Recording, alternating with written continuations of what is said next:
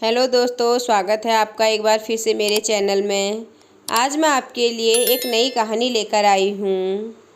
देवपुर नामक एक गांव में सुशील नाम का एक व्यक्ति बहुत हंसी खुशी रहता था।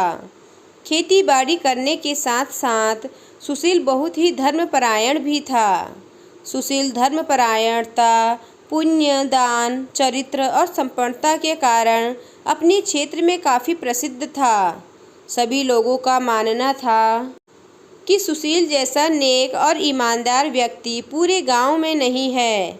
जब सुशील के इस गुणगान की खबर पाप और वासना ने सुनी तो उन्होंने सुशील की परीक्षा लेनी चाहिए।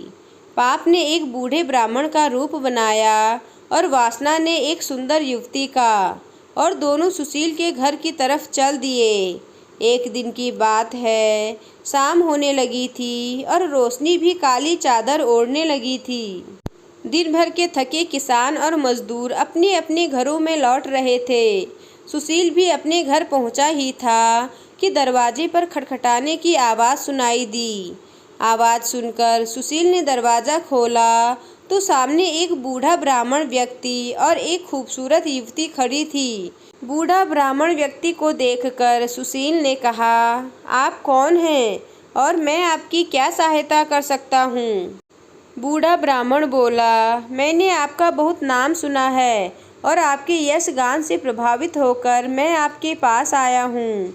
हम मुसाफिर हैं और बहुत दूर से आ रहे हैं और हमें आज रात ही आगे एक गांव में पहुंचना है। रास्ता सुनसान है और रास्ते में नदी नाले हैं और चोर गुंडों का भय भी है। इसी परिस्थिति में मैं अपनी युवा पुत्री को अपने साथ लेकर नहीं जा सकता हूँ। आपसे निवेदन है कि कृपया आप मेरी पुत्री को आज रात अपने घर पर रख लीजिए। लौटते वक्त मैं अपनी पुत्री को ले जाऊंगा। सुशील सोचने लगा। तभी बूढ़े व्यक्ति ने कहा, आप क्या सोच रहे हैं? आप जैसे धर्मशील व्यक्ति के चरित्र पर तनिक भी संदेह की कोई गुंजाइश नहीं है। मेरी दुर्लभ अवस्था को देखिए। रात्रि में मैं अपनी जवान पुत्री को लेकर कैसे जा सकता हूँ? सुशील ने धर्म की मर्यादा और अतिथि सम्मान को समझते हुए उस ब्राह्मण की पुत्री को अपने घर पर रख लिया। पाप अपनी कुटिल योजना की पहली सफलता से बहुत खुश था। वासना रूपी सुंदरी भी घर में पैर रखते ही सुशील पर अपना माया जाल फैलाने लगी। नाना श्रृंगार बनाकर अपने मीठे बोल से रूप यौवन दिखाकर उसे रिझाने लगी। संगत का ऐसा ही प्रभाव होता है।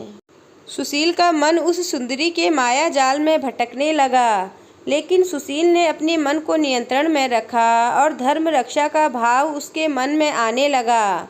काफ़ी दिन हो गए, बूढ़ा ब्राह्मण नहीं लौटा, क्योंकि यह तो पाप की कुटिल योजना थी। युवती के रहते कई दिन बीत गए।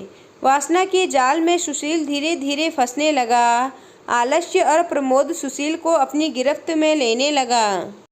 तभी एक रात सुशील को सपना आया कि एक ज्योतिमयी देवी उसके घर से बाहर निकल रही थी।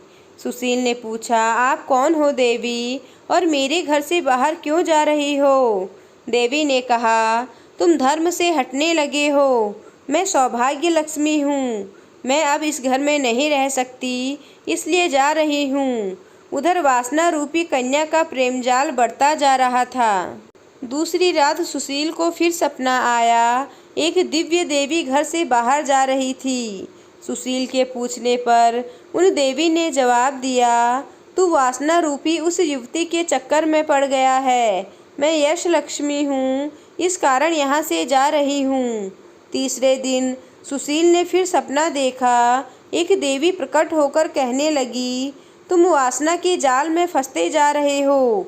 मैं कुल देवी हूँ और ऐसे में मैं इस घर में नहीं रह सकती। मैं जा रही हूँ। इतना कहकर वो भी चली गई। कुछ दिन और बीत गए। वासना रूपी युवती सुशील से और निकटता बढ़ाने लगी। तभी उस रात सुशील को एक और सपना आया। एक दिव्य पुरुष घर से निकल रहा था। उन्हें देखकर सुशील ने उनके पैर कसकर पकड़ लिए और पूछा, आप कौन हो और घर से क्यों जा रहे हो? उस दिव्य पुरुष ने कहा, मैं धर्म हूँ। तुम्हारे घर से सौभाग्य, यश और कुल तीनों देवियाँ चली गई। मैं अकेला इस घर में नहीं रह सकता, इस कारण से मैं भी जा रहा हूँ। इतना सुनते ही सुशील हृदय से रो पड़ा। उसकी आंखों में आंसू आने लगे। धर्म के पैर पकड़कर बोला, भगवान, मैंने जो कुछ किया है धर्म की रक्षा के लिए ही किया है। आपके कारण ही उस कन्या को घर में जगह दी। मैंने अतिथि धर्म की रक्षा की है। मुझे क्षमा कर दें और मेरे घर से ना जाएं। वासना से मेरा कोई संबंध नहीं है। मैंने तो धर्म की रक्षा की है। जागने पर सुशील पहले की तरह धर्म का पालन करने वाला हो गया और उसी समय वासना रूपी युवती भी घर से गायब हो गई। तो दोस्तों, आपको आज की कहानी कैसी लगी मुझे कमेंट कर ज़रूर बताएं। अगर आपको मेरी कहानी पसंद आई हो तो मेरे चैनल को लाइक कीजिए और सब्सक्राइब कीजिए और साथ ही अपने दोस्तों के साथ आगे शेयर कीजिए। धन्यवाद।